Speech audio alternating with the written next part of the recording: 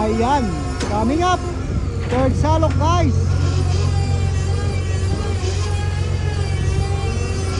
Talaga naman, mapuno-puno itong isang ito. Malaki-laki laman ang salok nitong isang ito ngayon. Busog na busog. Ayan. Kita-kita, sariwang-sariwa. Talaga naman.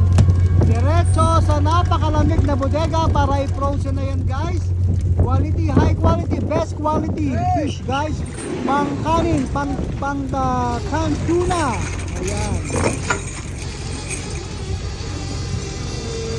Dito ang ating official, si Dembanger Boy ng Tingloy, Batangas. Ayan. Si Chubuk! Si Chubuk, Santo Tomas. Barangay Santo Tomas. Ayan, Batangas. I-follow nyo po siya. Siya po yung... Ayan. Ay, mga taga Batangas naman diyan. Abay, share, mag-like, mag-comment naman. Ayan, mga taga Tingloy, Batangas. Yay!